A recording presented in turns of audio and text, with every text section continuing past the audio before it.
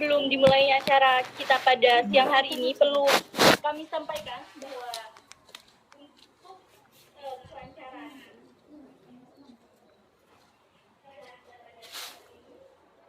kan untuk audio serta videonya mohon dikondisikan. Untuk audionya di-off-kan dan videonya di-on-kan.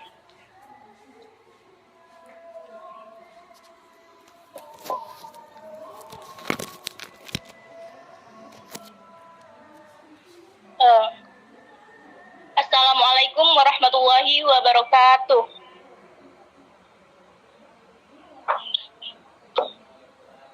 Selamat siang semuanya dan selamat bergabung pada kegiatan webinar kesetaraan gender pada siang hari ini. Dan yang kami hormati Bapak Riza Rizky Fauzan Syakur SEME selaku dosen pembimbing lapangan kelompok 65 RDR 77. Yang kami hormati narasumber kita pada siang hari ini Kak Fajri Zulia Ramdhani, dan yang kami hormati koordinator kelompok 65 KKN RDR 77 Saudara Abdul Doni, dan hadirin yang berbahagia.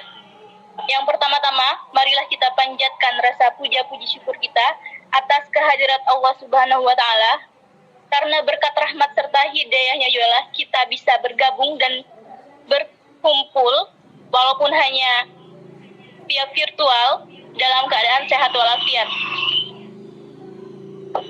Selanjutnya, salawat seiring salam tetap tercurah limpahkan kepada baginda Rasul kita, yakni Nabi Yuna wa Habibuna Nabi Muhammad Sallallahu Alaihi Wasallam. Dengan sangat antusias sekali pada kesempatan siang hari ini, saya Rustika Bakti, pembawa acara webinar kesetaraan gender pada siang hari ini.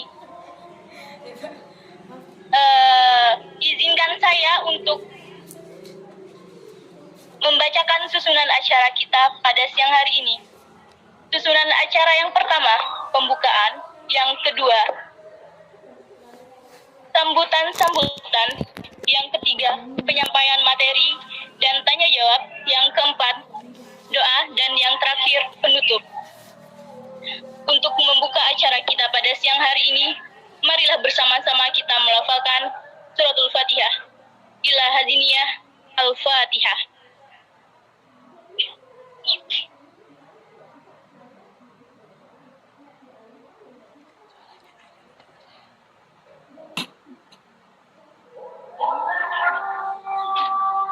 Meniti acara selanjutnya, yakni sambutan-sambutan. Sambutan yang pertama akan disampaikan oleh koordinator kelompok 66. Sambutan yang pertama akan disampaikan oleh koordinator kelompok 65 KKN RDR 77 yang akan diwakilkan oleh saudara Muhammad Ifan Aufa. Kepada saudara Muhammad Ifan Aufa, kami persilahkan.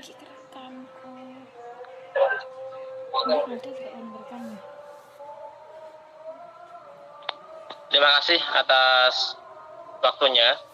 Assalamualaikum warahmatullahi wabarakatuh. Alhamdulillahilladzi an'ama 'alaina bi ni'matil iman wal islam. Wassalatu wassalamu ala asyrafil anam wa ala alihi wa man tabi'ahu bi ihsan ila yaumil ziham. La haula wala quwwata illa billahil aliyyil azim. Amma ba'd. Yang terhormat Bapak Riza selaku DPL KKN RDR 7 kelompok 65. Yang terhormat Mbak Hidayah selaku pemateri webinar di siang hari ini. Yang terhormat segenap anggota tim KKN kelompok 65 RDR 77 Unwali Songo Semarang. Tak lupa segenap peserta yang hadir pada siang hari ini yang saat ini saya banggakan. Pertama-tama, marilah kita panjatkan puja dan puji kehadirat Allah Subhanahu wa taala yang telah memberikan kita banyak sekali kenikmatan sehingga kita bisa mengikuti agenda di siang hari ini dengan keadaan sehat walafiat tanpa halangan apapun. Qaulina alhamdulillahirabbil alamin. Kedua kalinya, salawat serta salam marilah kita haturkan kepada junjungan kita Nabi Agung Muhammad sallallahu alaihi wasallam. Qaulina Allahumma sholli ala sayyidina Muhammad. Semoga dengan selawat tadi kita diakui oleh umatnya dan mendapatkan syafaat yaumil qiyamah, terutama syafaatul uzma. Amin amin ya rabbal alamin. Izinkan saya menyampaikan beberapa hal. Yang pertama, mohon maaf karena koordinator kami masih ada kegiatan, jadi mewakilkan kepada saya. Yang pertama, ucapan terima kasih kepada segenap tim KKN yang telah menyelenggarakan agenda ini, yang telah merencanakan, merapatkan, dan mengagendakan kegiatan di siang hari ini. Saya ucapkan terima kasih yang sebesar-besarnya. Kemudian juga mohon maaf kepada segenap peserta kiranya masih banyak kekurangan dari kami dalam melaksanakan kegiatan di siang hari ini, kegiatan webinar ini. Kami selaku panitia mohon maaf besar-besarnya apabila masih banyak sekali kekurangan-kekurangan yang masih kami lakukan. Mungkin itu yang bisa saya sampaikan. Sekian dari saya. Mohon maaf apabila banyak kekurangan dan masih ada kesalahan. Wassalamualaikum warahmatullahi wabarakatuh.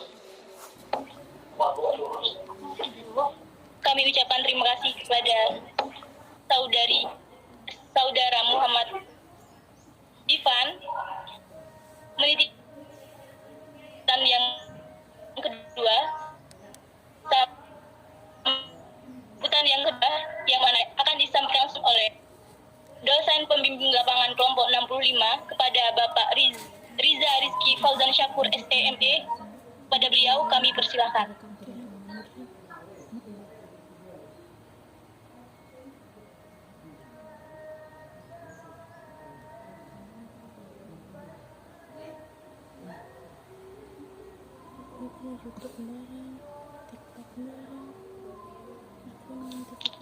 Assalamualaikum warahmatullahi wabarakatuh.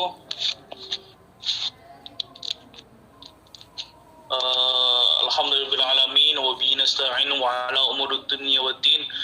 Alhamdulillahirabbil alamin. Adik-adikku yang masih semangat dan berjuang dalam melaksanakan program KKN dan program demi program dijalankan baik individu maupun kelompok. Dan yang saya hormati pembicara dari narasumber ini aktivis perempuan. Saya panggil Mbak aja ya, Mbak Fajri Zulia Ramadhani. Ini akan membicarakan tentang peran pentingnya seorang perempuan. Semoga ilmunya dari webinar ini, diskusi ini nanti bisa memenuhi, bisa memahami peran bahwa perempuan ternyata itu penting loh. Terus yang dari pembicara, pendengar juga nanti terima kasih. Ini sudah kayak gini ya, program KKN yang mereka lakukan sudah terlaksana dengan baik. Saya selaku DPL mengamati program KKM individu maupun kelompok sudah berjalan dengan baik, sudah susah payah, sudah jerih payah, sampai dari teman-teman KKN kelompok 65 ya, 65 ya, 65 itu sampai ada yang hitam, ada yang macam-macam ya pokoknya cerita-cerita di dalam KKN itu akan sangat membekas untuk pengalaman hidup ya.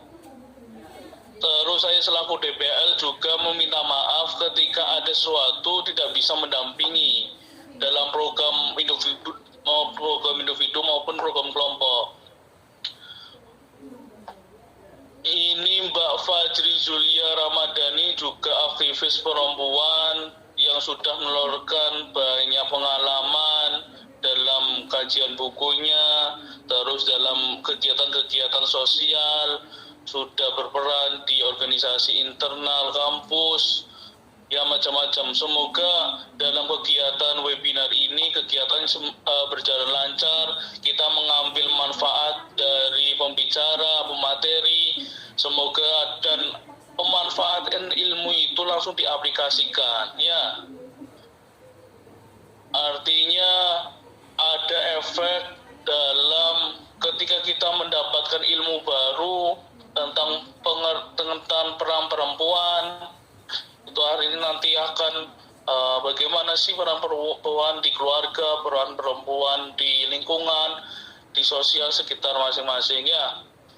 Dari saya tetap semangat kegiatan KKN, selaku pembimbing, tetap jaga kesehatan, tetap jaga jangan sampai sakit, ya. Yang penting jangan sampai sakit biar tetap lancar, ya. Dari saya, Assalamualaikum warahmatullahi wabarakatuh.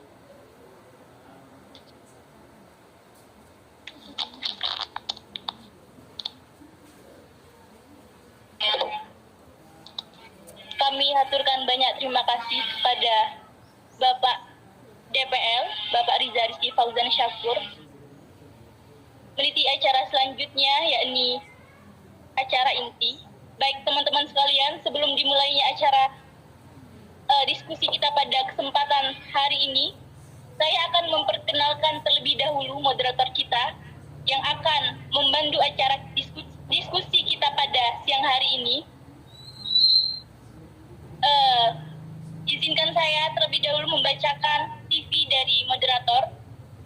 Nama Miftahul Jannah, alamat Palembang, tempat tanggal lahir Mubah 10 Mei 2000, pendidikan formal SD Ringin Agung Palembang, MTS Membaul Lisan Palembang, MA Membaul Lisan Palembang, dan sekarang menempuh pendidikan serata 1 Prodi Ilmu Falak di UIN Wali Songo Semarang.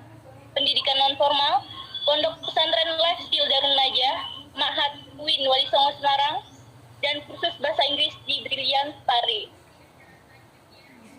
Penghargaan juara 1 Lomba Dai Nasional, juara 2 Lomba Dai Nasional, juara 3 Lomba Dai Nasional, juara 2 Lomba Podcast tingkat provinsi, dan juara 2 Lomba Silat tingkat kabupaten. Hobi bernyanyi dan olahraga. Moto, tetes keringat orang tuaku, selangkah aku harus maju. Email, miftanuraida1@gmail.com. IG Mifta_Arpansa. Baiklah teman-teman, ini dia moderator kita, Saudari Miftahul Jannah. Kepada Saudari Miftahul Jannah, kami persilakan.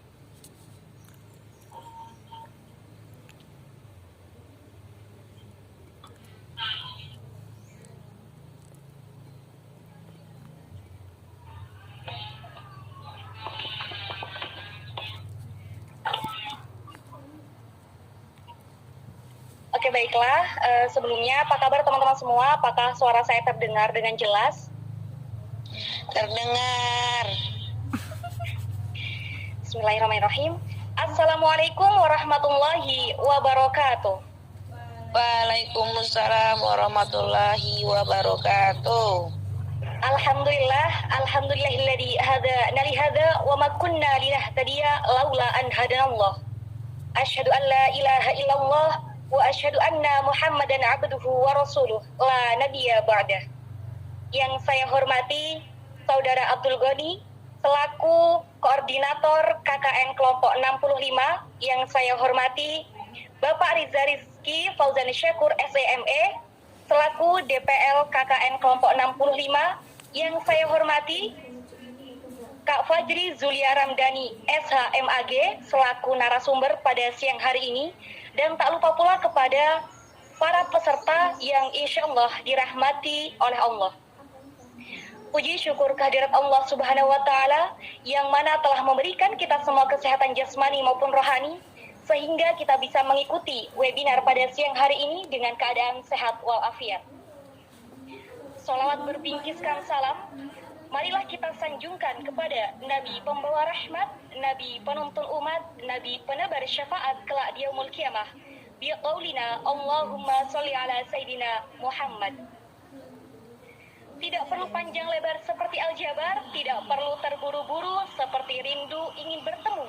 Cukup pelan tapi pasti, karena pada webinar kali ini kita akan bawakan materi wanita menguasai atau dikuasai.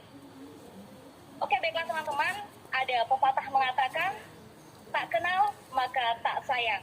Maka dari itu izinkanlah saya untuk membacakan CV dari pemateri kita pada siang hari ini. Nama Fajri Zulia Ramdhani, tempat tanggal lahir Semarapura 6 April 1997. Pendidikan pada tahun 2014 sampai tahun 2017 menempuh pendidikan S1 Prodi Ilmu Falak di UIN Wali Songo Semarang dan dilanjutkan pada tahun 2018 sampai 2020 melanjutkan pendidikan pasca sarjana Prodi Studi Islam Kepemudaan di UIN Sunan Ampel, Surabaya. Pekerjaan sebagai dosen Stay Denpasar Bali dan juga sebagai Ketua Pusat Penjaminan Mutu Stay Denpasar Bali. Nah, mungkin untuk teman-teman yang nanti di lain waktu ingin sharing pada beliau, bisa mencatat nomor HP-nya, yaitu 0819 07199705 Saya ulangi sekali lagi, 0819997061.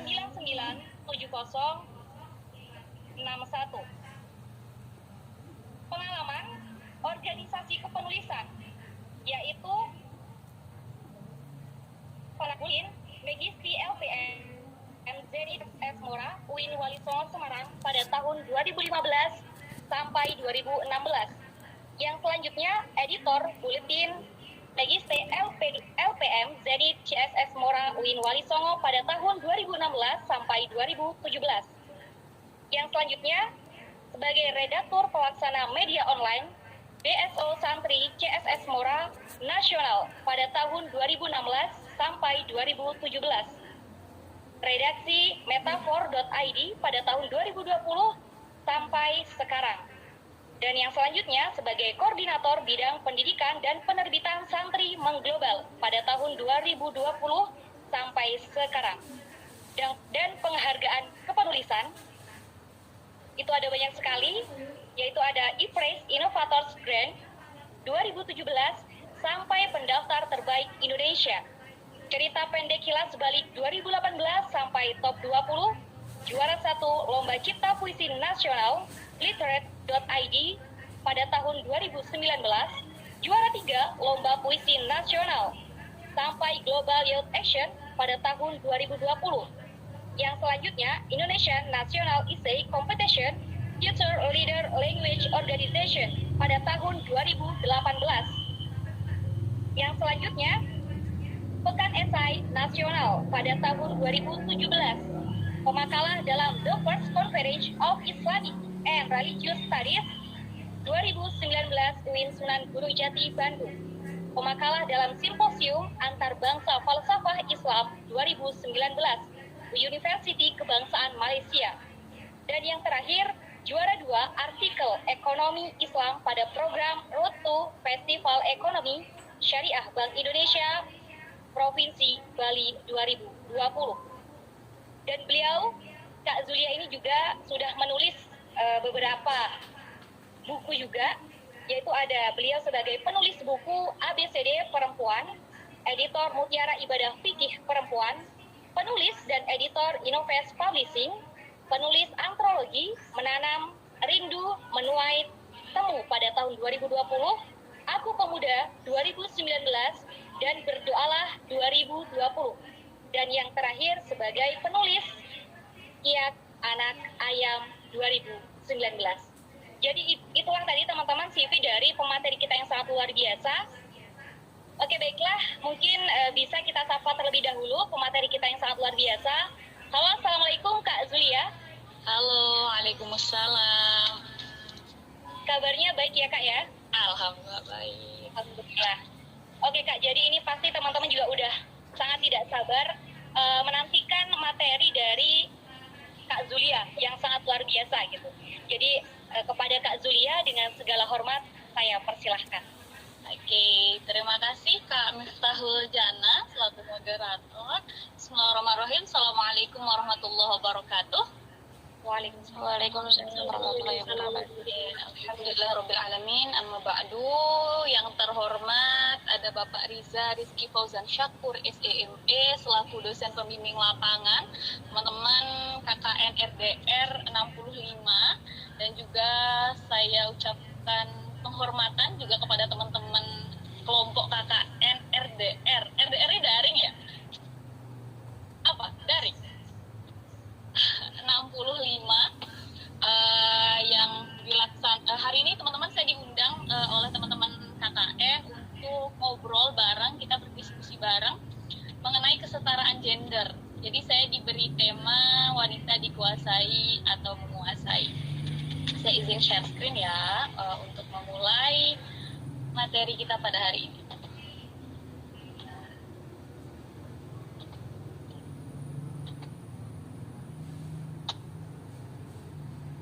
Sudah kelihatan? Sudah. Ya, oke.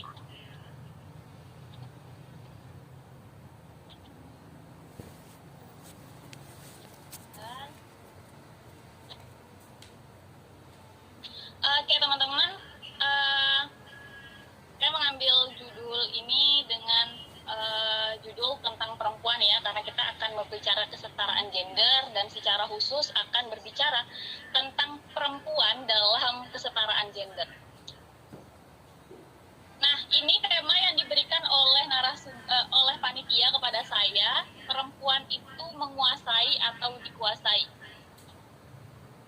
Perempuan menguasai atau dikuasai. Jadi menurut teman-teman kira-kira saya tanya dulu deh ke teman-teman yang cewek.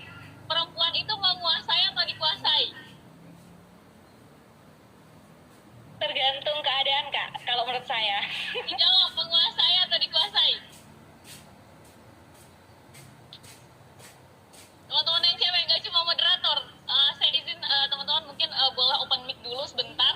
Menguasai atau dikuasai? Ada yang mau ngomong? Menguasai, Kak. Menguasai, oke. Kenapa? Karena Tidak dikuasai. Apa? karena wanita selalu benar. Oh, karena wanita selalu benar. Pasal 1 perempuan selalu benar. Pasal 2 kalau perempuan salah kembali ke pasal 1. Kembali ke pasal 1. Oke. Kalau ini udah ada nggak yang punya pendapat berbeda dari Kak Sela? Dari perempuan? Gak apa-apa, kita feel free ya untuk berpendapat. Nanti akan saya coba sampaikan menurut perspektif dari apa yang saya baca. Silakan teman-teman. Atau dari teman-teman laki deh. Teman-teman laki di sini ada juga nih. Kalau teman-teman anak KKN, saya juga ada kordes saya nih ketika KKN dulu. Ada hadir juga di sini. Oke, gimana? Ada yang tahu kalau teman-teman laki ini kira-kira perempuan itu menguasai atau dikuasai? Saya boleh menjawab? Oh silakan. Oh ini kongres saya loh dulu ketika KKN. Kita KKN berapa ya? Menguasai dong. Apa nih? Gimana nih Pak Im? Kalau dalam perspektif rumah tangga, perempuan itu ya dikuasai. Oke. Cukup sudah, tidak ada lagi tambahan. Oke. Jadi gini teman-teman, kita kemudian akan menimbulkan, saya pertama tuh sempat chat sama teman-teman panitia, ini nggak mau ganti judul, nggak Kak? Nggak akan ganti judul. Oke, akan saya coba membahas ini karena ini tema utama, jadi akan saya sampaikan seperti ini dulu. Ada perempuan menguasai, ada perempuan dikuasai. Biasanya kalau kita akan bertanya kepada teman-teman perempuan, bagaimana? Apakah perempuan menguasai atau dikuasai? Perempuan menguasai dengan berbagai berbagai dalih, dengan berbagai alasan. Sama seperti ketika laki-laki ditanya, laki-laki gimana? Perempuan itu menguasai atau dikuasai? Enggak, perempuan dikuasai. Apapun ya, jadi saya akan coba jawab teman-teman. Ya, perempuan tidak menguasai dan perempuan tidak dikuasai. Ini yang benar. Perempuan tidak menguasai laki-laki, perempuan tidak dikuasai laki-laki. Laki-laki tidak menguasai perempuan dan laki-laki tidak dikuasai perempuan. Ya, ini ya. Tidak ada inferior dan superior dalam kesetaraan. Maksudnya apa? Perempuan dan laki-laki setara, teman-teman. Tidak kemudian laki-laki superior atas perempuan sehingga perempuan menjadi inferior, menjadi rendah, menjadi subordinat, menjadi objek, tidak. Dan tidak juga perempuan menguasai dan dominan. Keduanya harusnya sama, setara, ya, equal, sederajat, sehingga perempuan tidak menguasai dan perempuan tidak dikuasai. Ada alasannya? Nggak ada. Kita akan ke alasannya. Nih, itu ada anak bayi ya. Videonya keputar nggak? Oke, macet nih. Esensi penciptaan yang sama. Laki-laki dan perempuan berasal dari esensi penciptaan yang sama. Bahwa asal-usul tentang penciptaan manusia secara eksplisit, secara tersurat, ya, menjelaskan tentang penciptaan secara umum. Artinya apa? Tidak ada ayat-ayat misalnya di Al-Quran yang secara khusus bahwa penciptaan ini adalah penciptaan untuk laki-laki saja atau penciptaan untuk perempuan saja. Ya, ayat-ayat tersebut, nah karena ayat-ayat tersebut berlaku umum, berlaku sama untuk kedua jenis kelamin ini, teman-teman, maka harusnya menjadi dasar mengenai asal-usul kemanusiaan yang sama antara laki-laki dan perempuan. Maka laki-laki harusnya tidak bisa mendominasi, perempuan harusnya tidak bisa mendominasi laki-laki. Karena yang pertama, ini dari yang pertama, esensi penciptaan yang sama.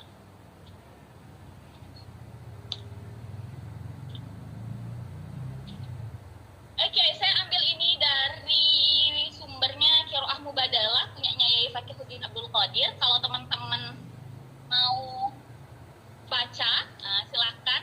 Ini akan mengulas banyak sekali hal ya, teman-teman, bacaan dan pengetahuan, kemudian ilmu tentang prinsip mubadalah, prinsip kesalinan dan kesederajatan. Di sana disebutkan bahwa Profesor Dr. Nasaruddin Umar MA, beliau ini adalah Imam Besar Masjid Istiqlal dan sekarang menjadi rektor di Institut PPIQ Jakarta, kemudian menganalisis ayat-ayat penciptaan manusia dan membaginya menjadi 3 kelompok. Kelompok yang pertama adalah ayat tentang penciptaan segala sesuatu, bahwa segala sesuatu punya kandungan air. Nah, ini ayat-ayat ini bisa teman-teman lihat di Quran Surah Al-Anbiya ayat 30, Quran Surah Al-An'am ayat 99, Quran Surah An-Nur ayat 45, dan Quran Surah Al-Furqan ayat 54. Bahwa jadi kelompok yang pertama adalah ayat-ayat yang membicarakan tentang penciptaan segala sesuatu termasuk manusia yang berasal dari yang mempunyai unsur air. Kemudian teman-teman, kelompok ayat yang kedua adalah ayat penciptaan manusia. Ini secara khusus ya, sudah penciptaan manusia dari unsur tanah. Jadi manusia ini punya kandungan atau unsur tanah dalam penciptaannya. Ini teman-teman bisa lihat di Quran Surah Ar-Rahman ayat 14, Quran Surah Al-Hijr ayat 26, 28, 29, Al-Mu'minun ayat 12, dan sebagainya. Ini ada cukup banyak, jadi tidak saya masukkan semua.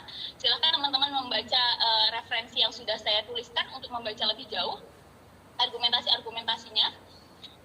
Kemudian ini berarti baru 2 ini tidak ada pembedaan ya antara penciptaan manusia laki-laki dan perempuan. Pun juga di kelompok yang ketiga, teman-teman. Di kelompok yang ketiga tentang ayat penciptaan manusia dalam reproduksi. Bagaimana kemudian sel sperma bertemu dengan sel ovum, kemudian terjadi pembuahan dan sebagainya, dijelaskan pada ayat-ayat berikut ya. Ayat-ayat Al-Qiyamah ayat 37, Al-Insan ayat 2, As-Sajdah ayat 8, Al-Mu'minun ayat 14, yang semuanya tidak ada satu ayat pun yang kemudian mendiskreditkan perempuan dalam penciptaan atau mengunggulkan laki-laki dalam penciptaan, tapi kedua dua-duanya, dua gender ini, manusia ini diciptakan dari hal yang sama, dengan esensi yang sama, dengan cara penciptaan yang sama, sehingga harusnya teman-teman ketika membicarakan antara laki-laki dan perempuan, maka harusnya equal, setara, karena esensi penciptaannya yang sama. Ya. Nah, selanjutnya, setelah kemudian tadi kita berbicara tentang esensi penciptaan yang sama menurut ayat-ayat di dalam Al-Quran, teman-teman, kemudian ada sebuah hadis ya yang menceritakan tentang Asma binti Umais radhiyallahu anha, ya, yang memprotes, yang gelisah bagaimana ayat-ayat Al-Quran sepertinya tidak mengapresiasi perempuan.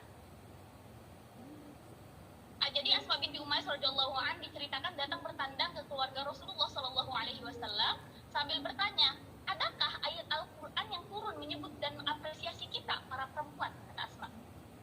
Ketika dijawab tidak ada, dia langsung bergegas menemui Rasulullah dan mengadu.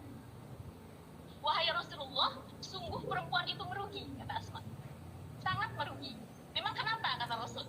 Karena kerja dan kiprah mereka tidak disinggung Al-Quran sebagaimana kerja laki-laki yang selalu diapresiasi Al-Quran. Jadi jadi pernah ada kegelisahan seperti ini yang disampaikan oleh sahabat perempuan kepada Nabi langsung. Ini teman-teman bisa lihat referensinya di di kitab Ma'alim Al-Tanzil, Imam Al-Baghawi, disebutkan juga dalam Qur'an Mubadalah. Jadi kemudian ini teman-teman disebut menjadi asbabun nuzul terhadap ayat-ayat meritokrasi dalam Al-Quran. Ayat-ayat meritokrasi ini adalah ayat-ayat yang meritokrasi itu seperti apa ya? Mengapresiasi kinerja atau berbasis kepada hal yang dilakukan, bukan berbasis kepada jenis kelaminnya apa.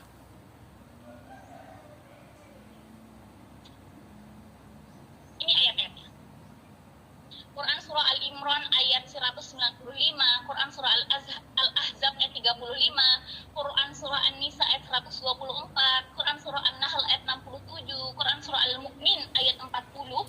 Ya, ini ayat-ayat yang secara eksplisit, secara tersurat, secara langsung, secara tegas menegaskan prinsip meritokrasi dalam Islam. Artinya apa? Bahwa ayat-ayat ini, kalau misalnya teman-teman baca ayat-ayatnya, jelas-jelas menyebutkan bahwa tidak ada perbedaan gender dalam mengapresiasi kinerja. Jadi kinerja diapresiasi berdasarkan apa yang dikerjakan oleh manusia, bukan berdasarkan apakah dia laki-laki atau dia perempuan. Kalau teman-teman silakan mungkin nanti ada kesempatan dibuka. Saya kalau misalnya teman-teman ada kesempatan untuk membaca Qur'an Mubadalah, teman-teman akan dibuka pikirannya terhadap banyak sekali bagaimana Islam memuliakan perempuan melalui kesetaraan setelah sebelumnya perempuan dianggap sebagai subordinat, dianggap sebagai objek diwariskan pada masa jahiliyah dahulu. Karena ayat-ayat inilah yang ayat-ayat yang secara prinsip, secara eksplisit menegaskan prinsip meritokrasi dalam Islam. Artinya apa? Artinya bahwa laki-laki dan perempuan itu sebenarnya sama dalam hal silakan beribadah, karena yang dekat dengan Allah kemudian bukan karena gender, bukan karena jenis kelaminnya dia, tapi karena apa yang dia lakukan, seberapa manfaat yang dia lakukan, bagaimana ketakwaannya di hadapan Allah.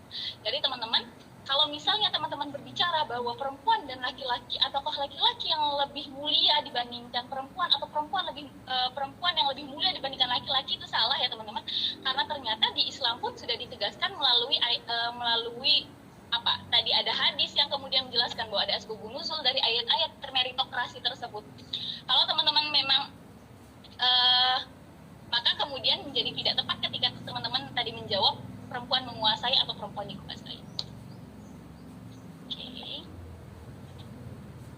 Saya kecepatan nggak sih ngomong? Gak ada. Cepat nggak? Gak ada. Oh, enggak ya, oke.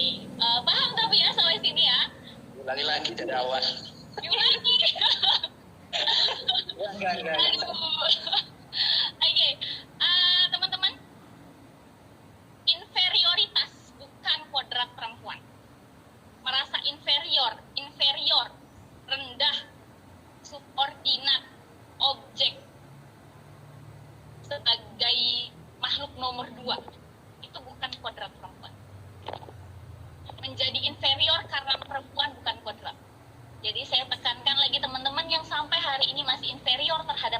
laki-laki, atau kemudian menjadi inferior karena bertemu laki-laki yang merasa superior, akan saya tegaskan inferioritas bukan kodrat perempuan. Apakah inferioritas? Cari sendiri, cari sendiri apa tuh inferioritas gitu ya di internet. Kodrat perempuan itu adalah hal yang melekat secara prinsip berkenaan dengan kondisi biologis yang dianugerahkan oleh Allah Subhanahu wa taala kepada perempuan.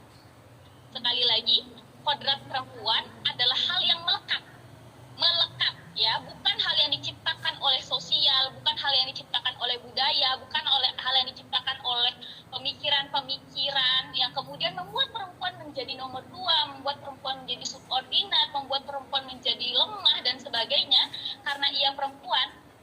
Teman-teman, hari ini mungkin teman-teman kalau misalnya sekarang sekolah di perguruan tinggi mungkin tidak merasakan, tapi mungkin juga pernah merasakan bahwa seringkali perempuan tidak dianggap suaranya atau tidak dihargai pendapatnya karena dia perempuan.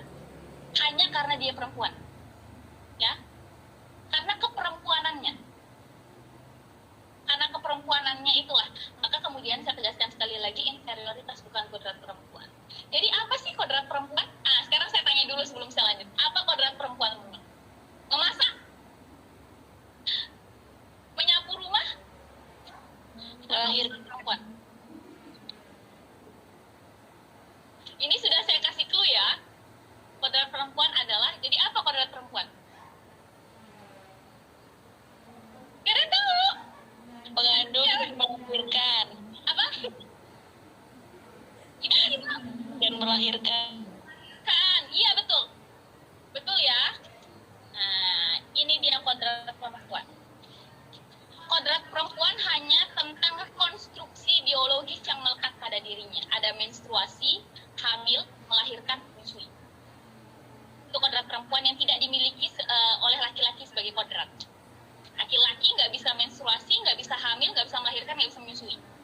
Ini kodrat perempuan yang hanya tentang konstruksi biologis yang melekat pada dirinya. Jadi ketika perempuan, ini adalah pengalaman-pengalaman yang berkenaan dengan konstruksi biologis pada dirinya.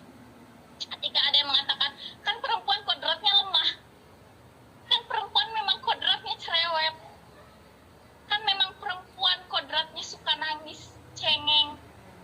Nah, itu bukan kodrat, teman-teman. Adalah hal yang dapat dimiliki siapapun, baik laki-laki dan perempuan. Harusnya laki-laki tidak perlu takut untuk menangis, karena air mata tidak diciptakan pada konstruksi perempuan saja. Atau laki-laki tidak kenapa kok menunjukkan kelemahan, karena tidak semua manusia, tidak semua hal bisa kita hadapi secara kuat.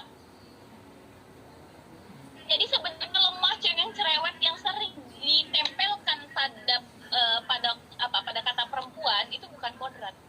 Laki-laki ada siapa teman-teman yang ada di sini? Oh, saya nggak bisa lihat ininya. Iklan. Ya, teman-teman laki-laki boleh kok menangis, boleh kok cengeng, boleh kok cerewet. Karena dia enggak ya teman-teman.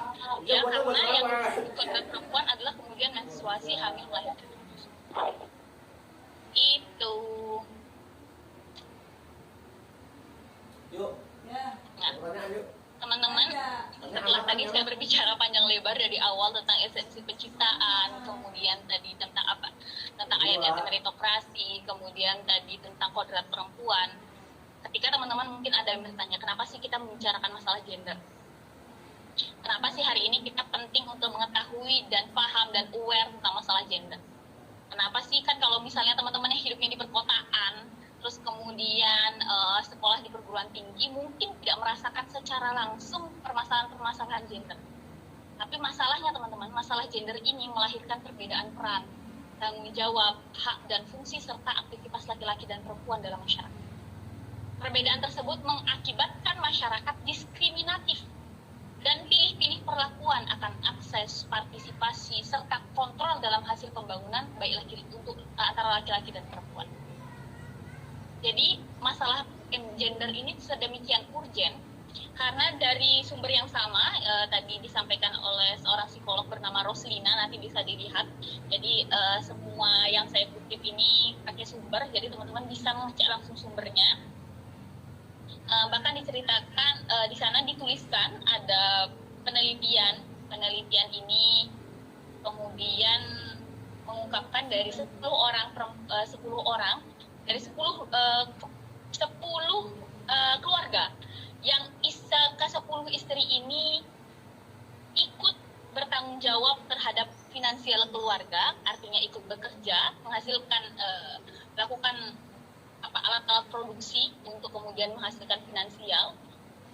Kurang atau 3 diantaranya saja si laki-laki dalam keluarga tersebut mau melakukan pekerjaan domestik karena merasa bahwa pekerjaan domestik adalah pekerjaan perempuan, sehingga perempuan-perempuan tadi 7 diantaranya harus melakukan 2 peran sekaligus, baik melakukan tanggung jawab finansial dan juga melakukan tanggung jawab domestik, karena pihak laki-laki karena masalah gender ini kemudian tidak mau mengambil tanggung jawab, membantu untuk melakukan pekerjaan-pekerjaan domestik seperti mengasuh anak, memasak, menyapu, dan sebagainya. Ya ini akibatnya. Makanya kemudian kita harus menyadari bahwa semua pekerjaan tidak punya gender atau tidak punya jenis kelamin. Ya. Ini yang akan saya bahas. Masalah gender juga terkait dengan isu perkawinan anak. Terkait dengan juga ada banyak hal yang akan kita akan bahas. Nah, teman-teman, saya mencatat beberapa pengalaman perempuan. Pengalaman perempuan ini pengalaman saya secara pribadi. Nanti saya akan minta teman-teman mungkin berbicara tentang pengalaman perempuannya dalam hal kesetaraan. Ini yang saya dapatkan. Pengalaman yang saya dapatkan ketika saya melanjutkan sekolah tinggi atau berniat melanjutkan studi lagi. Jadi disebutkan, Mbak, ngapain sih sekolah tinggi? Cowoknya lo minder nanti mau ngelamar. Jangan sekolah lanjut dulu, nanti tidak nikah-nikah. Sekolah tinggi dianggap sebagai hal yang dapat menghalangi seorang perempuan untuk mendapatkan jodoh karena alasan mindernya seorang laki-laki. Jadi mindernya laki-laki itu harus dipikirkan oleh perempuan yang ingin sekolah tinggi, yang ingin melanjutkan pendidikan. Terus kemudian ada mencatat pengalaman perempuan tentang mengutarakan pendapat. Cewek tahu apa sih? Kan cewek soalnya perasaan duluan atau baperan. Banyaknya baper, banyakan bapernya, kayak cowok dong akal dulu. Saya juga sering dapat beberapa perkataan seperti ini. Karena dengan stigma bahwa perempuan mendahulukan perasaan dan laki-laki mendahulukan akal, sehingga kemudian pendapat-pendapat perempuan sebaiknya dinomor duakan atau tidak dianggap. Kemudian yang ketiga adalah pengalaman menstruasi. Karena saya belum hamil, belum melahirkan, dan belum menyusui, jadi saya akan menceritakan tentang pengalaman menstruasi. Mungkin kalau misalnya ada ibu-ibu di sini bisa menceritakan tentang pengalamannya ketika hamil. Pengalaman menstruasi. Nah, jadi teman-teman, saya pernah dapat ungkapan begini, hal gitu aja nangis kesakitan. Ini yang saya dapatkan dulu ketika SMA. Ini jawaban yang saya sampai sekarang, saya sudah jadi dosen pun masih saya ingat siapa yang ngomong, bagaimana kejadiannya. Karena waktu itu saya tidak bisa melawan karena memang kesakitan. Dan ini setelah saya semakin belajar tentang ini, bahwa ini adalah sebuah bentuk pengalaman perempuan yang kemudian diskriminasi dan didiskreditkan oleh laki-laki yang tidak mengalami pengalaman menstruasi. Kita akan ke pengalaman-pengalaman dulu. Catat pengalaman perempuan tidak pandai masak. Urusan perempuan kan seputar dapur, nggak bisa masak enak ya nggak bisa disebut perempuan. Ada yang pernah dapat ini, Mbak? Atau ketika teman-teman aktif organisasi. Nah, kok jadi cewek aktif organisasi? Pasti dia jadi cewek ngeyelan dan nggak cocok buat dijadikan istri. Ada teman-teman aktivis yang memperjuangkan hak-hak perempuan atau memperjuangkan hak-hak sosial dan hak ekonomi, ikut berdiri misalnya untuk demonstrasi, ikut melakukan ikut duduk untuk berbincang mengenai kebijakan-kebijakan yang dirasa tidak sesuai dengan kondisi misalnya. Perempuan-perempuan itu disebut perempuan ngeyelan yang tidak cocok dijadikan istri. Ada perempuan single berdaya kalau saya kasih judul. Umur segini nggak nikah-nikah, makanya jangan banyak ini kalian coba deh sedikit rendahin standar. Ya, perempuan diminta untuk merendahkan standarnya. Yang di awal teman-teman perempuan diminta untuk menekan mimpi-mimpinya, yang sekarang perempuan diminta untuk merendahkan standarnya dengan alasan agar laki-laki tidak minder atau tidak khawatir melamar. Sebelum saya lanjut, apa mungkin ada yang punya pengalaman yang serupa atau misalnya mau bercerita tentang pengalamannya? Boleh Kak, moderator, saya izin. Sangat boleh Kak, sangat boleh sekali. Oke, boleh dong ada yang ngomong. Ada yang cerita. Ini tidur semua kayak tidur siang kayaknya nggak ada yang ngomong dari tadi. Mungkin dari teman-teman yang mau membagikan pengalaman pribadinya yang sama seperti Kak Zulia, sangat dibolehkan karena di sini kita juga saling bertukar pengalaman seperti itu ya Kak Zulia ya. Iya betul. Kita Sela atau bahkan nggak harus dari perempuan, dari laki-laki pun bisa Boleh, ya. boleh yang mungkin mengalami atau pernah mendengar. Ya. Karena gini Kak, kalau dari saya sendiri ya mungkin ya itu ya kurang lebih sama seperti Kak Zulia gitu. Karena di tempat desa saya itu juga yang kuliah gitu menempuh pendidikan sampai perguruan tinggi itu jarang gitu. Banyak tetangga yang bilang kayak kenapa sih perempuan itu harus sekolah tinggi-tinggi kalau ujung-ujungnya juga menjadi ibu rumah tangga seperti itu. Terus kayak ada perbandingan antara laki-laki dan perempuan di situ. Kayak menjelaskan bahasanya kalau laki-laki sampai sekolah tinggi ya nggak apa-apa gitu, tapi kalau perempuan buat apa gitu. Jadi itu kayak kita ada rasa yang ngedon gitu, terus kayak ngerasanya kenapa harus wanita, itu kan pendidikan pertama untuk seorang anak. Jadi menurut saya itu pendidikan tinggi itu penting. Cuman kadang ada juga bahasanya kayak kalau semakin tinggi wanita gitu nanti banyak laki-laki yang takut gitu untuk mendekati karena merasa minder dan lain sebagainya. Padahal kan itu menurut saya ya tidak harus menjadi permasalahan seperti itu. Seperti itu Kak mungkin. Luar biasa. Apakah ada yang sama nggak sama Mbak Miftahul Jannah nih pengalamannya? Pengalaman kemudian diskreditkan karena berkuliah, kemudian disebut ngapain kuliah? Karena nanti bahkan banyak laki-laki yang takut melamar. Ada yang mau bercerita juga nggak? Atau dari laki-laki mungkin? Pernah mendengar temannya, pernah mendengar atau mungkin pernah berbicara seperti itu, silakan mengaku. Gak masalah. Ayo, ini tidur ya? Aku Kak. Ayo silakan. Maaf nggak on cam. Yang aku alamin sih justru malah sebaliknya di lingkungan aku tuh ketemu sama ya lingkungan cowok-cowok juga justru malah wanita tuh emang harus benar-benar setidaknya S1 atau punya pendidikan gitu yang buat menyangkut dia nanti bisa mencontohkan ke anaknya biar supaya tuh kayak ngajar dan ada kelebihan juga. Justru kalau di lingkungan aku sebagian sih ada beberapa itu dia cowok nggak mandang kayak ngapain sih cewek berpendidikan, justru enggak Kak. Justru kalau di aku itu dia harus jadi buat nanti ke depannya yang nggak cowok aja yang berprestasi, cewek juga seorang ibu tuh harus gitu ya, kayak menurut aku sih emang bagus, sangat-sangat bagus gitu, supaya kita sebagai wanita kan nggak rendah juga gitu kan ya Kak. Biasa aja. Oke. Berarti luar biasa ya, maksudnya di lingkungan Kak Suci Utami sudah berpikir tidak mendiskreditkan perempuan untuk sekolah tinggi, luar biasa. Oke, saya baru berhati. Ada yang mau ngomong lagi? Ada? Sudah Kak. Sudah, oke. Ya mungkin cukup dulu Kak ya. Ya, kita lanjut ya. Yang pertama kita akan bahas satu-satu walaupun tidak semuanya dari permasalahan pengalaman itu.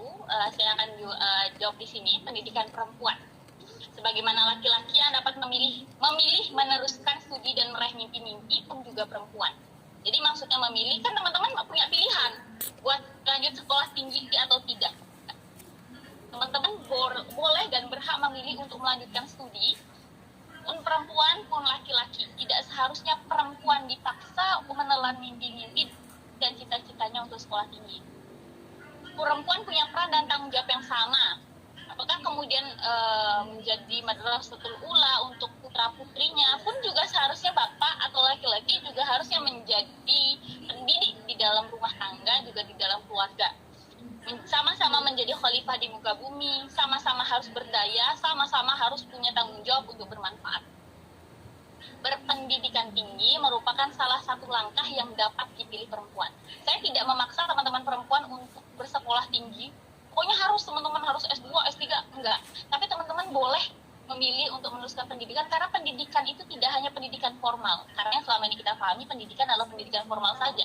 Banyak perempuan yang memang menyelesaikan studinya pada jenjang wajib saja, ya wajib hanya sampai SMA saja, tapi melakukan pendidikan-pendidikan lainnya, pendidikan yang tidak bisa didapatkan di dalam jenjang bangku sekolah. Jadi pendidikan perempuan harusnya tidak dipaksa untuk menutup diri dari akses-akses ilmu pengetahuan.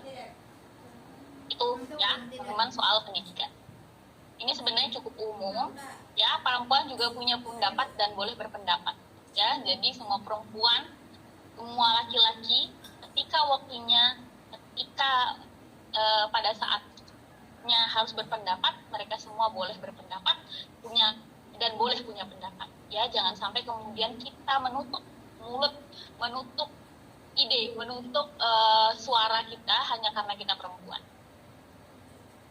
Nah ini, karena pengalaman tubuh perempuan. Jadi tadi saya menceritakan tentang pengalaman menstruasi yang cukup sakit, yang kemudian diledek, yang kemudian didiskreditkan oleh seorang laki-laki karena menurutnya apa yang saya keluhkan itu terlalu berlebihan.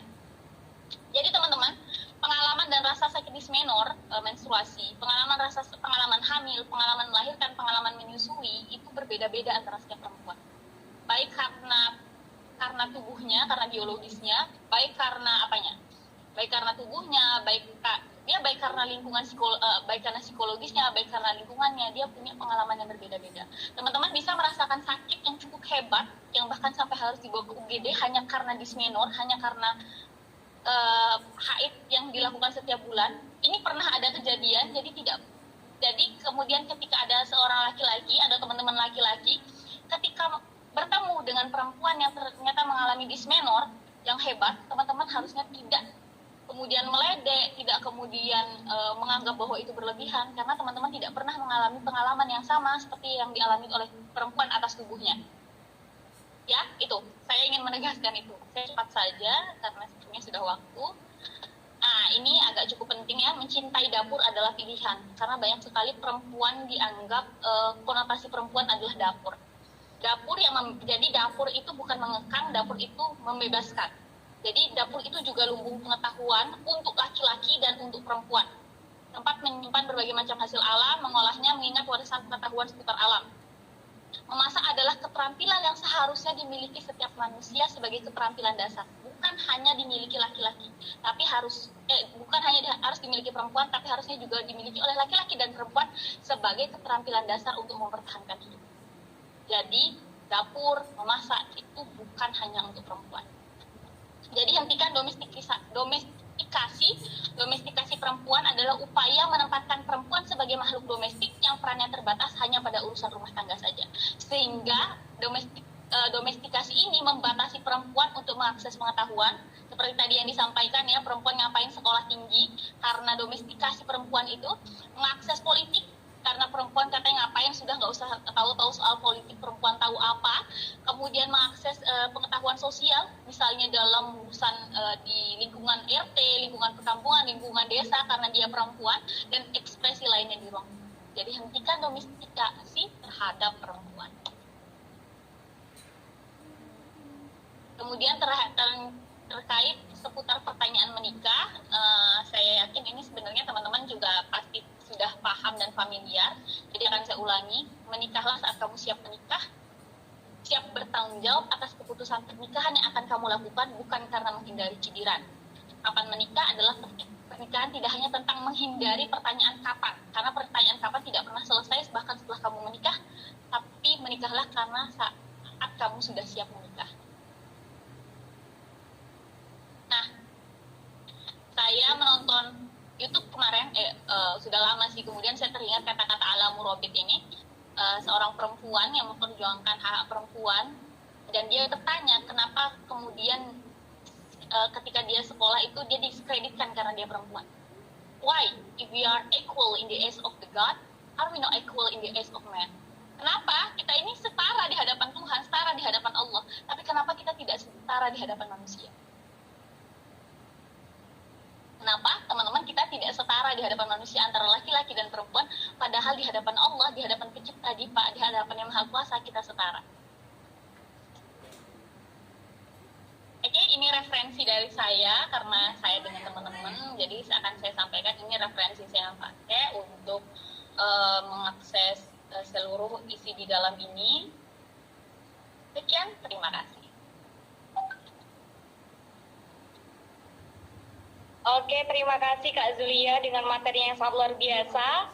Saya rasa teman-teman juga banyak ya, mungkin banyak pertanyaan, apalagi ini ada kayak perdebatan bahwa tanya menurut laki-laki perempuan itu dikuasai, dan menurut perempuan perempuan itu menguasai, seperti itu.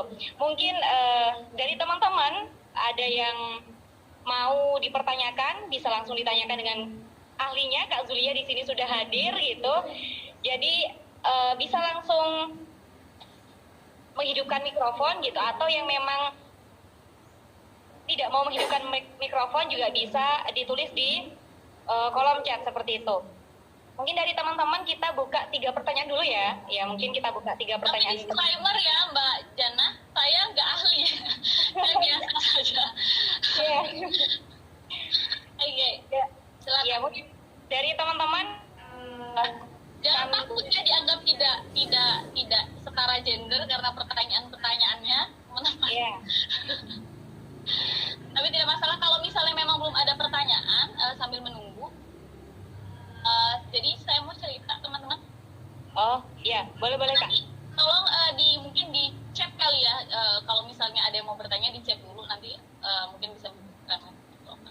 Jadi Ya. teman-teman, saya membaca profil perempuan ini dikeluarkan oleh, jadi ada sebuah buku isinya tentang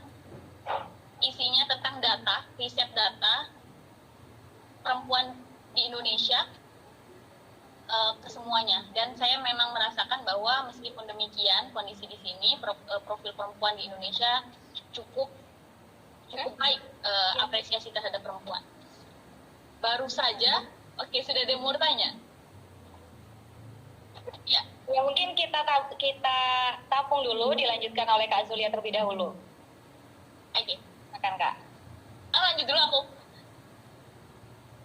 Jadi terus kemudian teman-teman, kemarin saya mendengar, saya nonton CNN, saya sampai ulangi lagi tadi menonton CNN, baru tayang kemarin sebuah ulasan eksklusif tentang seorang anak perempuan, saya lupa, berusia 9 tahun, yang dijual oleh orang tuanya untuk menikah dengan laki-laki berusia 55 tahun, dan dia sadar ketika ditanya, kamu tahu kamu dijual? Iya, saya tahu saya dijual.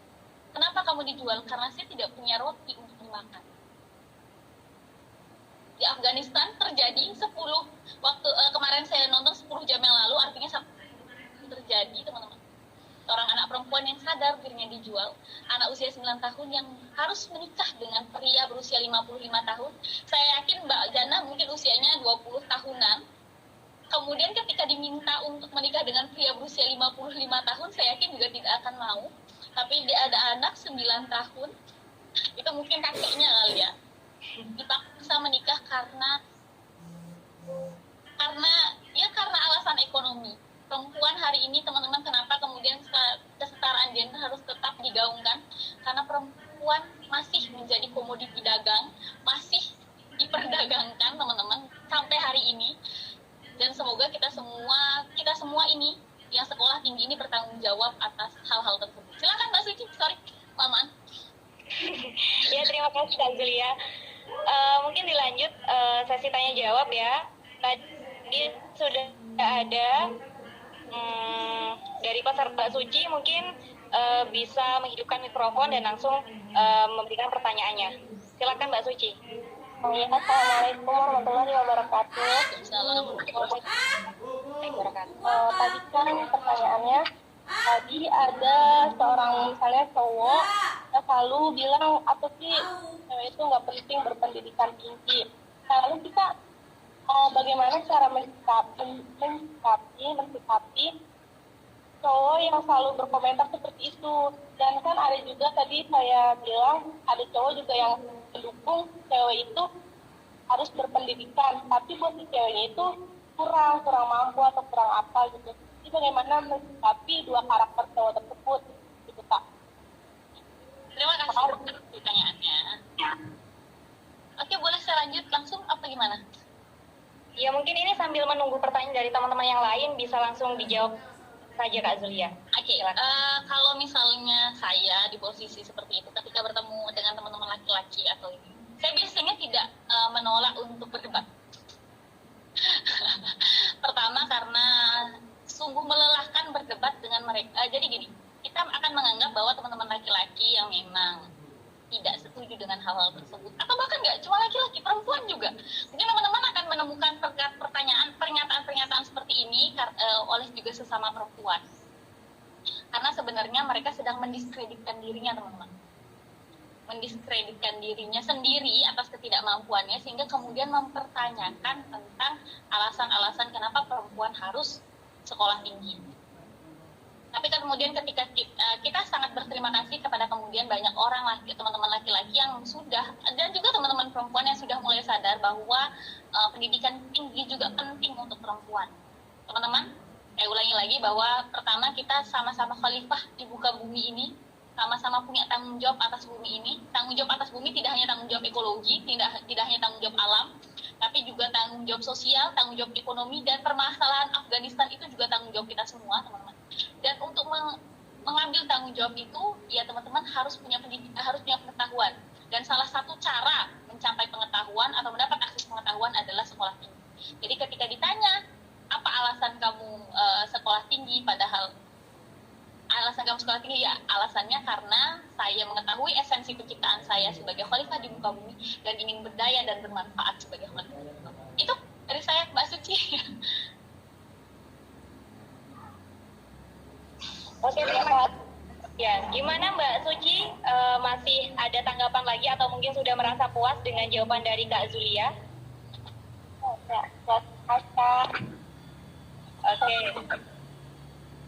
Terima kasih. Selanjutnya ada Kak Sela. Silakan Kak Sela untuk mengutarakan pertanyaannya. Dipersilakan Kak Sela. Ya. Assalamualaikum warahmatullahi wabarakatuh. Salam warahmatullahi wabarakatuh. Sebelumnya perkenalkan, nama saya Sela Septiandri dari Fakultas Syariah dan Hukum Ilmu Falak, UIN Wali Songo Semarang. Halo adik kelas. Lanjut. Ya, jadi gini Kak.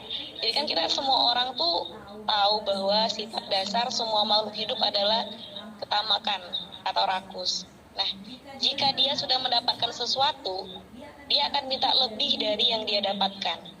Sama dengan perempuan tadi. Ketika dia sudah mendapatkan kesetaraan, apakah dia tidak akan meminta lebih dari kesetaraan itu? Gitu. Jadi pertanyaannya, ketika perempuan mendapatkan haknya dan diperlakukan setara, apakah dia tidak akan meminta lebih dari itu lagi?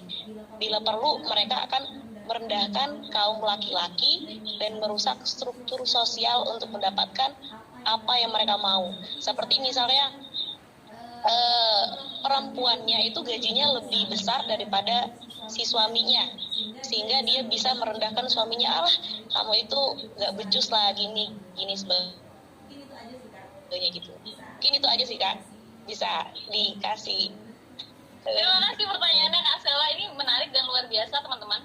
Jadi kalau misalnya sudah setara kan berarti ada kemudian beberapa perempuan yang merasa akhirnya ingin mendominasi karena dia sudah diperlakukan setara, akhirnya ingin mendominasi karena dia unggul dalam beberapa hal. Yang pertama teman-teman, dalam agama kita, sebagaimana yang saya sampaikan tadi dari awal, bahwa esensi kita adalah setara, meritokrasi, meritokrasi ini ya artinya adalah kita dinilai sebagaimana kemampuan atau kinerja kita, bukan karena kita laki-laki atau bukan karena kita perempuan. Saya akan jawab bahwa sebenarnya tidak masalah untuk kemudian perempuan atau laki-laki dalam rumah tangga punya pendapatan yang lebih tinggi daripada laki-laki. Sama ketika laki-laki juga nggak masalah punya pendapatan yang lebih tinggi daripada perempuan. Tapi yang menjadi masalah adalah ketika hal yang dia miliki lebih unggul daripada gender lainnya membuat dia merasa dapat mendominasi, dapat menguasai. Maka kembali lagi pada esensi atau pada hal yang pertama kali kita sampaikan tadi, bahwa perempuan tidak boleh menguasai dan laki-laki juga tidak boleh menguasai. Artinya apa? Artinya harusnya memang perempuan dan laki-laki equal dalam hubungan apapun, salah satunya juga hubungan pernikahan. Bagaimana kemudian menyikapi hal-hal kemudian menyikapi perempuan-perempuan yang seperti itu, yang ketika akhirnya mendominasi dan merusak struktur sosial karena ketidakpuasan terhadap kesetaraan. Teman-teman, banyak sekali memang pandangan terhadap gender ini yang membuat yang awalnya memang perempuan subordinat kemudian menuntut perempuan di atas bukan setara dengan laki-laki. Tapi masalahnya adalah permasalahan sekarang pun kesetaraan gender itu masih sangat sulit, baik dalam struktur sosial, struktur ekonomi, struktur politik, teman-teman. Di negara kita pun kalau misalnya ada perempuan-perempuan yang dapat perlakuan kesetaraan dan melakukan hal tersebut, saya tidak bisa menjudge sebagai orang di luar rumah tangga. Yang jelas memang kemudian itu menjadi yang harusnya menjadi kesadaran semua orang. Makanya saya akan kemudian teman-teman yang nanti punya potensi untuk berkarir tinggi dan punya kesempatan mungkin gajinya akan lebih tinggi daripada laki-laki, maka harus tahu bahwa ini adalah soal equality. Jadi kalau ketika teman-teman di rumah tangga bagaimanapun pendapatannya, kita tetap setara, tidak mendominasi dan tidak didominasi. Saya nggak bisa menyampaikan atau kemudian berpendapat menjudge terhadap perempuan dalam rumah tangganya, karena memang bisa jadi ada hal-hal yang berdasarkan pengalaman-pengalamannya dia sebagai pribadi dan juga bagaimana terjadi relasi dia selama ini dengan suaminya. Jadi biasanya itu mungkin diselesaikan jika dari kedua belah pihak bisa saling menceritakan kepada pihak ketiga untuk menyelesaikan masalah. Tapi kalau misalnya kita melihat dari kacamata luar, saya pribadi akan mengatakan bahwa kita yang pertama tidak bisa menjudge apakah kemudian perempuan ingin mendominasi peran di rumah tangga, atau mungkin selama ini dia subordinat di dalam keluarga, sehingga ketika punya kesempatan itu dia kemudian ingin menuntut hak-haknya. Karena kadang-kadang begini teman-teman, ketika perempuan menginginkan setara, maskulinitas laki-laki mengatakan bahwa perempuan ingin mendominasi. Paham nggak? Maksudnya paham ya? Jadi seringkali begini, pandangannya ini adalah ketika perempuan ingin setara, tapi yang dimaksud oleh laki-laki dia ingin mendominasi karena maskulinitasnya ternodai. Jadi maskulinitas sama feminitas di dalam semua tubuh kita itu ada. Jadi teman-teman punya sisi maskulin, punya sisi feminin, baik laki-laki maupun perempuan. Jadi banyak laki-laki kemudian merasa ternodai maskulinitasnya sehingga kemudian melakukan abuse power kepada perempuan. Itu. Jadi kita harus kembali lagi pada apa yang dimaksud dengan mendominasi oleh perempuan ini, gitu. Karena bisa jadi itu definisi adalah bentuk kesetaraan yang selama ini tidak didapatkan. Itu Mbak Sheila, mungkin tidak memuaskan jawaban dari saya. Ya Mbak, sudah. Terima kasih atas jawabannya Pak. Sama-sama. Oke, terima kasih Kak Zulia. Nah, ini dari tadi saya perhatikan yang tanya itu yang cewek terus ya. Mungkin dari laki-laki atau dari Pak Kordesnya Mbak Zulia gitu. Ingin bertanya, monggo silakan.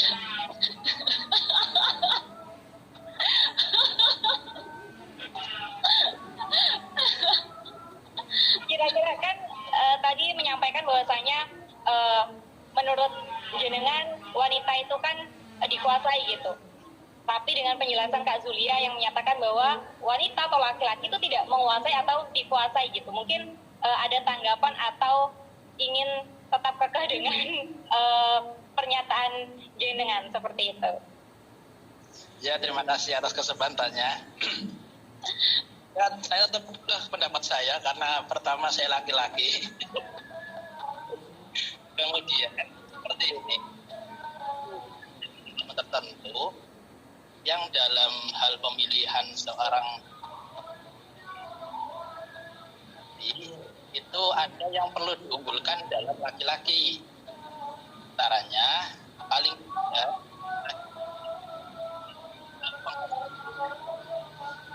dalam sosial. Suaranya agak kedengeran di saya ya. Putus-putus gak? Maksudnya ini dengar enggak? Dengar? Iya, dengar. Sudah. Jadi ulangi lagi nih. Ya, diulangi lagi. Seperti ini. Ya memang kalau saya tadi tetap kekeh dengan pendirian saya, artinya pendapat tadi ya. Walaupun tidak semuanya perempuan harus dikuasai, tapi ya sebagian. Terutama saya menyambung dengan tadi pertanyaan yang terakhir. Memang tadi yang perlu saya mau tanyakan, tapi saya juga punya jawabannya sih sebenarnya. Di antaranya ada beberapa hal dalam kitab Fathul Qorib itu kan Fathul Mu'in itu ada 4 hal yang perlu laki-laki itu unggul dari perempuannya, karena nanti akibatnya akan menjadi apa? Direndahkan oleh seorang istrinya. Padahal laki-laki kan istri kan paling tidak intinya kan nurut.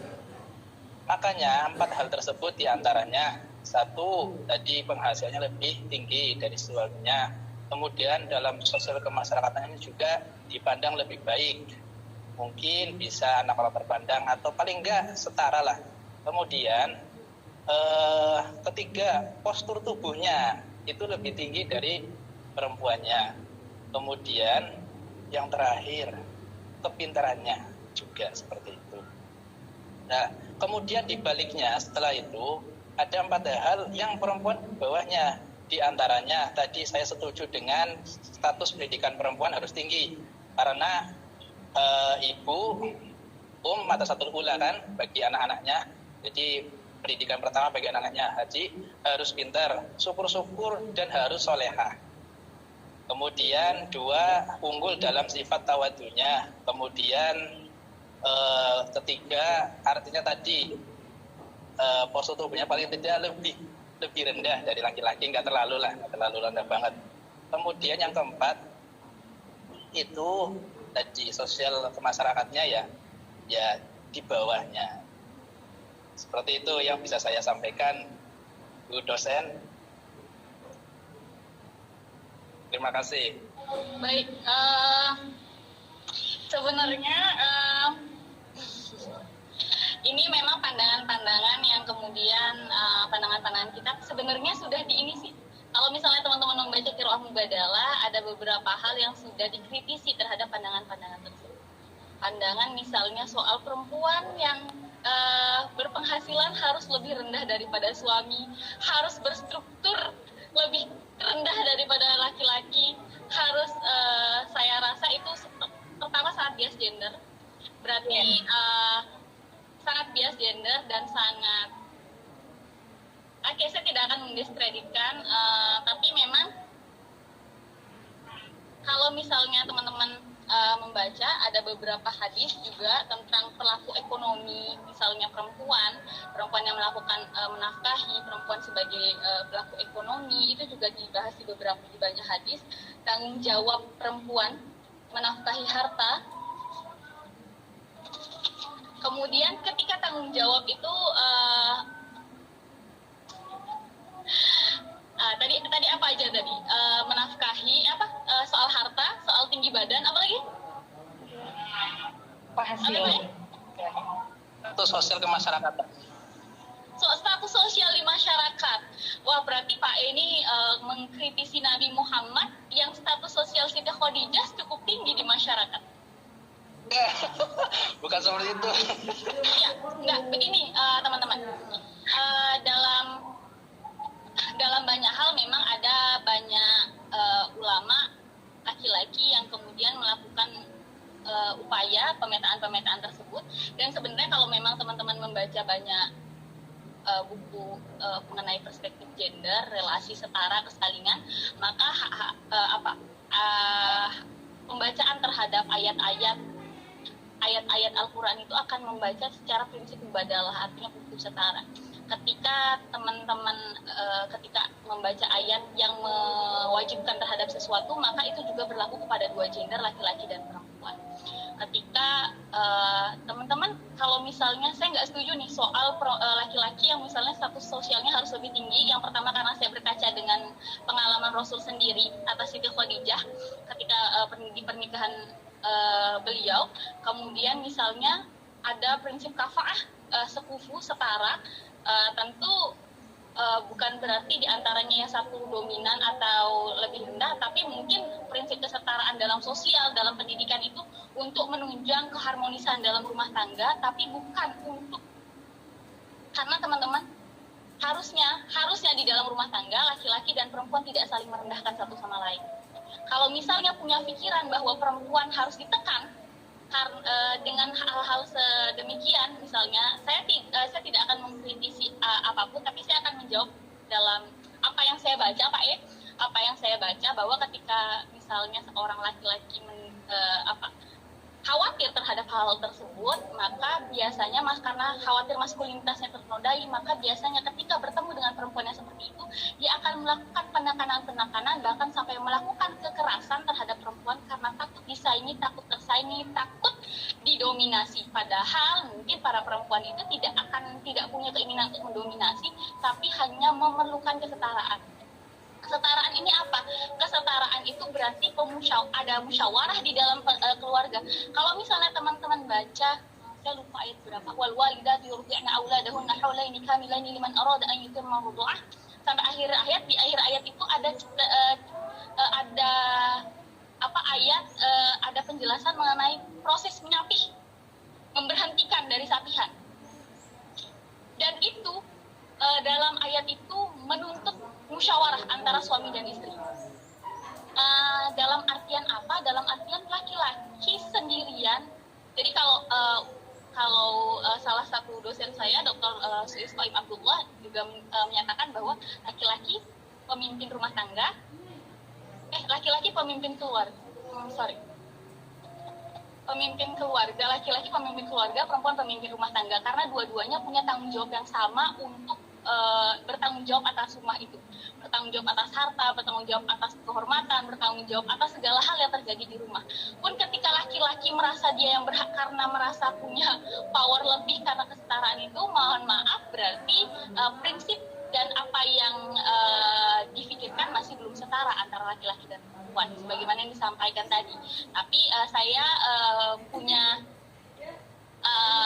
masukan, kalau misalnya begitu mungkin mulai sekarang bisa melihat, coba mulai membaca buku-buku tentang kesetaraan gender atau mengikuti kajian-kajian kesetaraan gender untuk mengetahui lebih jauh makna-makna dari kesetaraan gender dan tafsiran-tafsiran ayat mubadalah, dan juga pandangan kritis terhadap beberapa kitab atau khazanah ulama terdahulu. Jadi itu jawaban dari saya, Pak mohon maaf atas segala salahnya, gitu.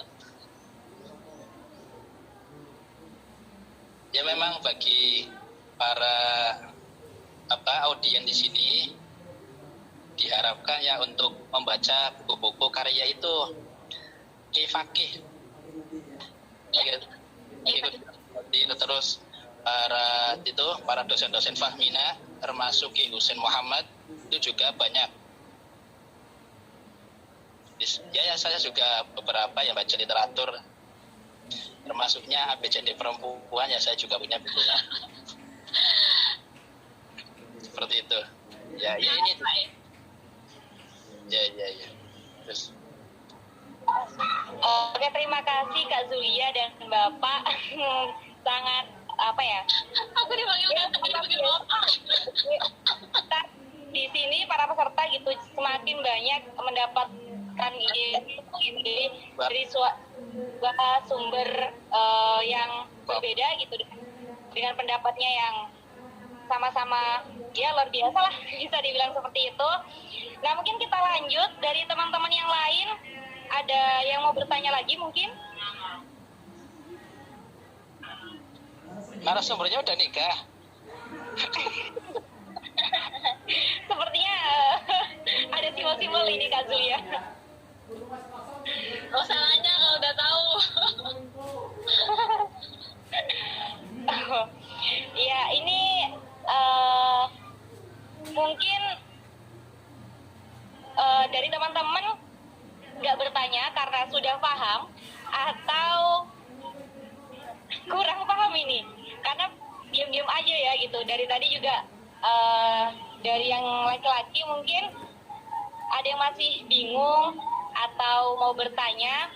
Kita masih membuka sesi tanya jawab.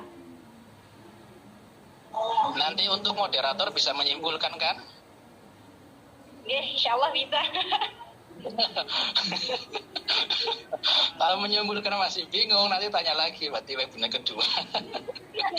Lanjut webinar selanjutnya.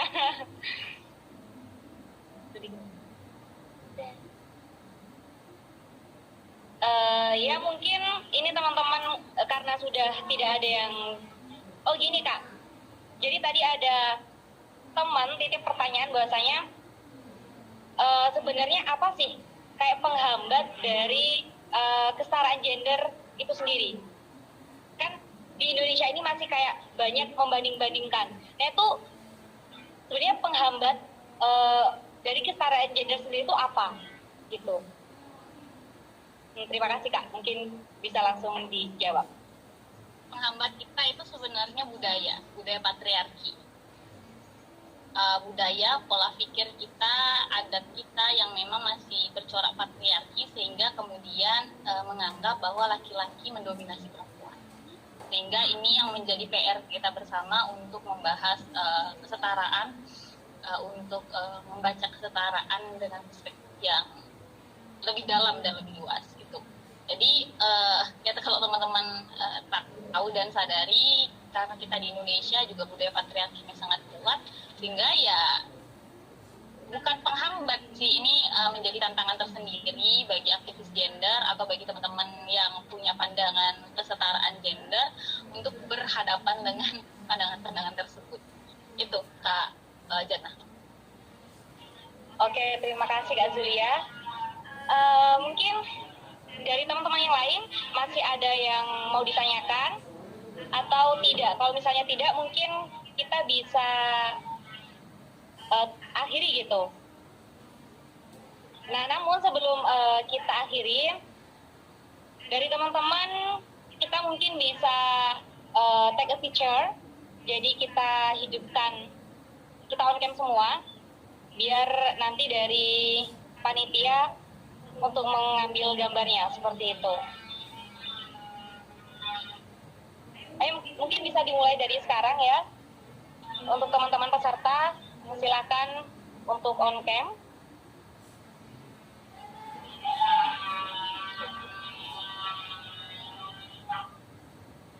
Operator, gimana operator?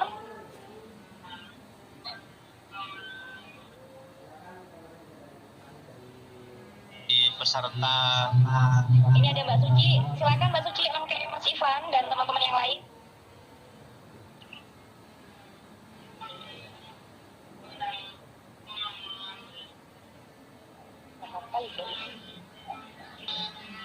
Operator sudah siap?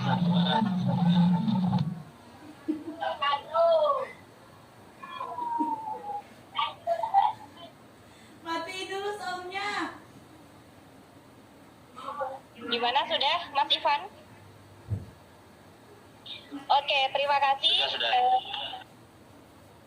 Ya, terima kasih sekali lagi saya ucapkan. Jadi bisa ditarik kesimpulan bahwasanya dari pemaparan pemateri kita pada hari ini yang sangat luar biasa, bahwasanya perempuan itu tidak menguasai dan juga tidak dikuasai.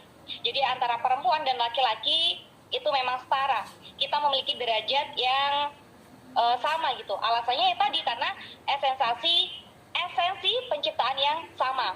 Walaupun memang ada beberapa suatu keadaan yang mana laki-laki kadang lebih unggul dibanding perempuan, dan bisa juga sebaliknya bahwasanya ada suatu keadaan perempuan lebih unggul dibanding laki-laki. Tapi pada dasarnya wanita tidak menguasai atau juga dikuasai. Kita sama-sama memiliki derajat yang sama. Mungkin cukup sekian yang bisa saya sampaikan, dan di lain waktu semoga kita bisa bertemu lagi dengan Kak Zulia dengan pengalaman-pengalaman barunya, dan pasti kita tunggu gitu. Dan terima kasih kepada peserta webinar pada siang hari ini yang sudah menyempatkan waktunya. Apabila dari awal hingga akhir terdapat kata-kata yang salah, itulah kelemahan saya sebagai manusia biasa, dan kepada Allah saya mohon ampun. Akhirul kalam, wallahu muwaffiq ila aqwamit thoriq. Wassalamualaikum warahmatullahi wabarakatuh. Waalaikumsalam warahmatullahi wabarakatuh. Terima kasih Mbak Zulia dan teman-teman semua. Jangan lupa link presensi ya.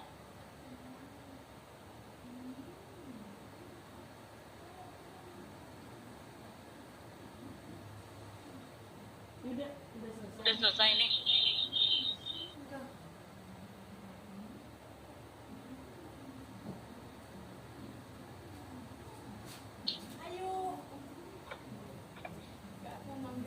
Baik, terima kasih kami ucapkan kepada narasumber kita pada siang hari ini, Kak Fajri Zulia Ramdhani, dan tadi Mbak Mita, dan seluruh peserta webinar pada siang hari ini. Untuk meniti acara selanjutnya, yakni doa. Doa kali ini akan dibawakan oleh Mas Ahsanul Amalah. Kepada Mas Ahsanul Amalah, kami persilakan. Insyaallah.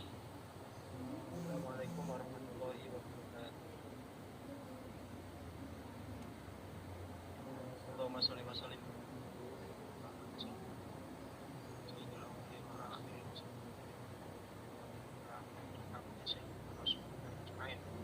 Alhamdulillahirabbil alamin, hamdan dzakirin, hamdan syakirin, hamdan na'imin, hamdan yuwafi ni'matahu wa yukafi.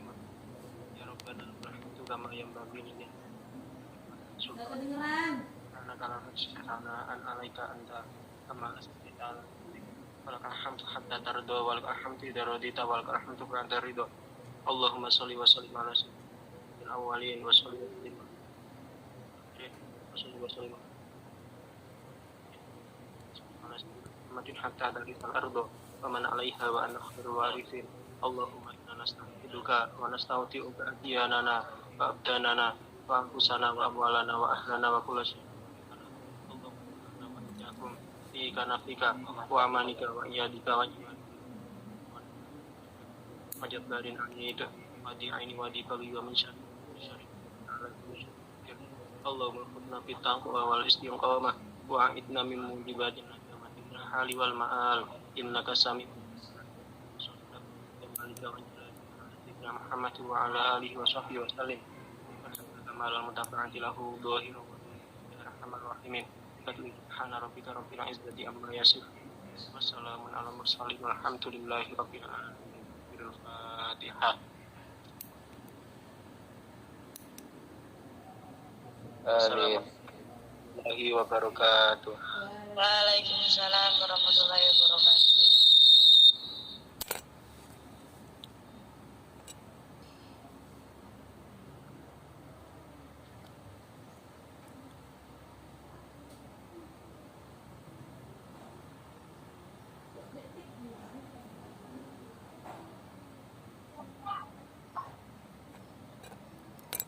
Ucapkan kepada Mas Ahsan, semoga acara kita pada hari ini diridhoi oleh Allah Subhanahu wa Ta'ala dan bermanfaat bagi kita semua. Amin. Meniti acara selanjutnya yakni penutup. Linknya udah. Untuk menutup acara webinar kesetaraan gender kita pada siang hari ini, marilah bersama-sama kita melafalkan lafal hamdalah. Alhamdulillah. Baik, hadirin semuanya, demikian kami acara webinar pada siang hari ini. Kurang lebihnya kami mohon maaf, dan apabila ada kata-kata yang salah, saya selaku pembawa acara, saya mohon maaf sebesar-besarnya. Dan apabila banyak kekurangan selama acara berlangsung, kami mohon maaf sebesar-besarnya. Akhir kalam, wassalamualaikum warahmatullahi wabarakatuh. Waalaikumsalam.